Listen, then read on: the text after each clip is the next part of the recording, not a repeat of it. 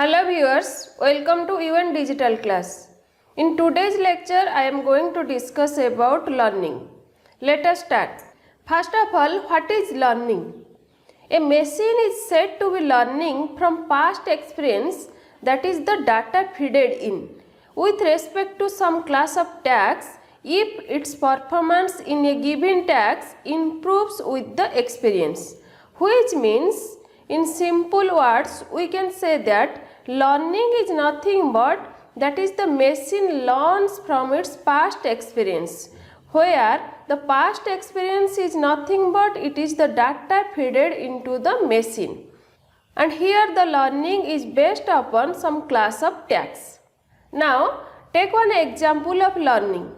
In this example, suppose a machine had to predict whether a customer will buy a specific product. Let's say that product is nothing but that is the antivirus this year or not, which means in this example the machine will detect whether the customer will buy the product that is the antivirus in this year or not.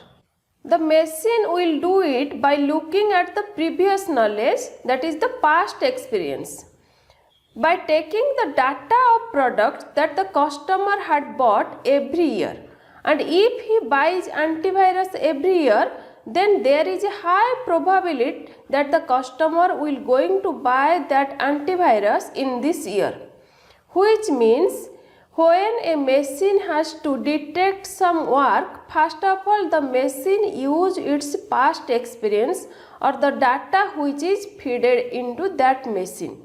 In this case, when a machine has to detect whether the customer will buy the antivirus in this year or not, first of all the machine will use its past experience by checking the data of that product, that is the customer will buy this product every year or not. If the customer buy this product every year, that means the machine identifies that the customer will buy this antivirus in this year. This is how machine learning works at the basic conceptual level. Next, learning agent. A learning agent in artificial intelligence is the type of agent which can learn from its past experience or it has learning capabilities. That means in artificial intelligence, learning agent is an agent which always learns from its past experience and it has the learning capability. Then it starts to act with the basic knowledge and then able to act and adapt automatically through learning, which means here the learning agent always acts by taking the basic knowledge and it has the capabilities to learn from the environment and act according to that learning. Now look at this figure. This is the learning agent. In this learning agent, here the learning agent has four elements. First one is the critic, then learning element, then performance element and problem generator. Here the learning element is responsible for making improvements by learning from its environment. The next element is critic. Here the learning element always takes feedback from the critic, which describes how well the agent doing its work by taking the fixed or standard performance element. The next one is the performance element. The performance element is responsible for selecting the external action. Then last one is the problem generator. The problem generator element is responsible for giving suggestion that will make the performance better. These are the four elements based upon which the learning agent works. That means when the learning agent learns something from its environment and that learning is nothing but that is performed by the learning element. Then the learning element takes the feedback from the critic and before performing some action, The problem generator provides the suggestion which action should be produce the better performance. Then the learning element takes the action. Next, types of learning. Here, 4 different types of learnings. First one is the supervised learning, next is unsupervised, then third one is the semi-supervised learning, and last one is the reinforcement learning. Now look at the supervised learning. Next, supervised learning. Supervised learning, as the name indicates, the presence of a supervisor as a teacher. And here basically the supervised learning is a learning in which we teach or train the machine using the data which is well labeled. That means some data is already tagged with the correct answer. Here we can say that supervised learning is a learning in which we train the machine by using some data that are labeled with the correct answer. Then next, after that the machine is provided with a new set of examples which is the data, so that the supervised learning algorithm analyze the training data and produce a correct outcome from labeled data. Now take one example. In this example, suppose you are given a basket filled with different kinds of fruits. Now the first step is to train the machine with all different fruits one by one. First, if the shape of object is rounded and depression at top having color red, then it will be labeled as apple. Then second one is, if shape of object is long curving cylindrical having color green or yellow, then it will be labeled as banana. Which means in this example we want to train the machine which will detect the different kinds of fruits. That means first of all we have to train that machine how to detect different kinds of fruits. For that, first of all we give the training set, and in this training set we give the fruit shape and color, and according to that shape and color the machine will detect the fruits. Now suppose after training the data you have given a new separate fruit, say banana, from basket and asked to identify it, which means after training the machine, suppose a new set of data is given to that machine and ask that machine to identify the fruits. Now since the machine has already learned the things from previous data, and this time have to use it and detect the fruits. Now it will first classify the fruit with its shape and color, and then it confirms the fruit name, which means suppose you are giving a new banana to the machine and ask the machine to identify that fruit whether this is a banana or not. Then the machine use its data or past experience by taking the shape and color of that fruit. Here when the machine take the shape and color and match with its feeded data, and here the feeded data is matched with the fruit banana, then the machine gives the output that the fruit given to it is nothing but that is the banana, which means the machine learn the things from training data and then apply the knowledge to test the data. Here the supervised learning is classified into two categories. First one is the classification and second one is the regression. In classification problem, when the output variable is a category such as red or blue, then we can say that it is a classification supervised learning. The next one is the regression.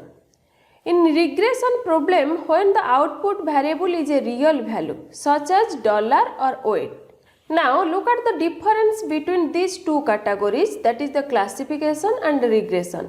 In classification, the output variable is nothing but that is the category, and in the regression the output variable is nothing but that is some value. Next one is the unsupervised learning. Here the unsupervised learning is the training of machine using information that is neither classified or nor labeled, and allowing the algorithm to act on that information without guidance. Which means in unsupervised learning, here the data are given without any label, and here the learning is performed without using any guidance. Next, here the task of machine is group unsorted information according to similarities, patterns and difference without any prior training of data. Which means in unsupervised learning, the machine group the data according to their similarities, pattern and difference without any prior knowledge or without any prior information. Next, unlike supervised learning, here no teacher is provided, that means no training will be given to the machine. Therefore, machine will restricted to find the hidden structure in unlabeled data by ourselves. Here the unsupervised learning, the data are given without any label, and here no guidance is provided. But in case our supervised learning, their data are given with label and there is a teacher for guidance. Now take one example of unsupervised learning. Suppose it is given an image having both dogs and cats which have not seen ever. Next, the machine has no idea about the features of dogs and cats. So, the machine cannot categorize it into dogs and cats, but the machine can categorize them according to their similarity, pattern and difference. First, the machine contains all pigs having dogs, and second, the machine contains all pigs having cats. Here, you did not learn anything before, means no training data or examples. Then it allows the model to work on its own, discover patterns and information that was previously undetected. It mainly deals with unlabeled data. That means in unsupervised learning, a model is provided without any training set. Here the model deals with the unlabeled data. Next, the unsupervised learning is categorized into two different categories. First one is the clustering, second one is the association. Here the clustering is where you want to discover the inherent groups in the data, such as grouping customers by purchasing behavior. That means clustering is nothing but here we make the group according to their similarity or difference or pattern. Then next one is the association. An association rule learning problem is where you want to discover rules that describes large portion of your data, such as people that buy X also tend to buy Y.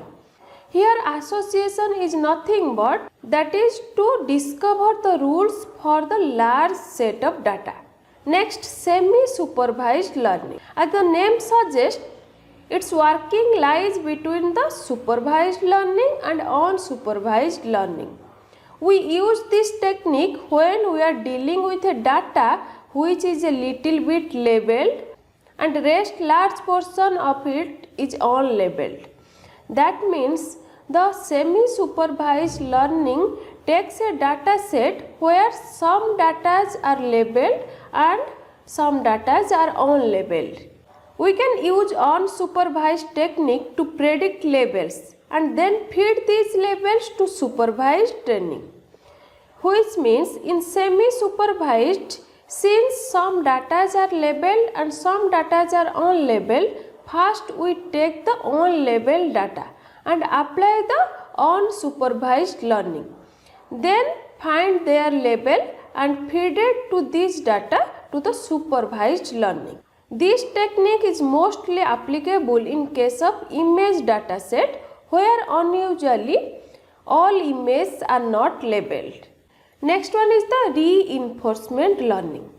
Here reinforcement learning is an area of machine learning and it is about taking suitable action to maximize reward in a particular situation. And it is employed by various software and machine to find the best possible behavior or path it should take in a specific situation. That means the reinforcement learning is nothing but it is basically suitable for taking the action to maximize the reward in a particular situation. Now, the reinforcement learning differs from supervised learning in a way that in supervised learning the training data has the answer key with it. So the model is trained with the correct answer itself. Whereas in reinforcement learning there is no answer but the reinforcement agent decide what to do to perform the given task, which means in supervised learning we have a training data set with the answer key. But in reinforcement learning there is no training data set with answer key but the reinforcement agent decide what to do for performing the given task. Next, in the absence of training data set, it is bound to learn from its experience. That means in reinforcement, if there is no training data set, then it is bound to learn from the experience. Now take one example of reinforcement learning. Here the problem is as we have an agent and a reward with many hurdles in between. The agent is supposed to find the best possible path to reach the reward. Now look at this figure. In this figure there is a robot and there is some fire and diamond. And here the robot has to find out the diamond, that is the reward. Now the robot learns by trying all the possible paths and then choose the path which gives him the reward with the least hurdles.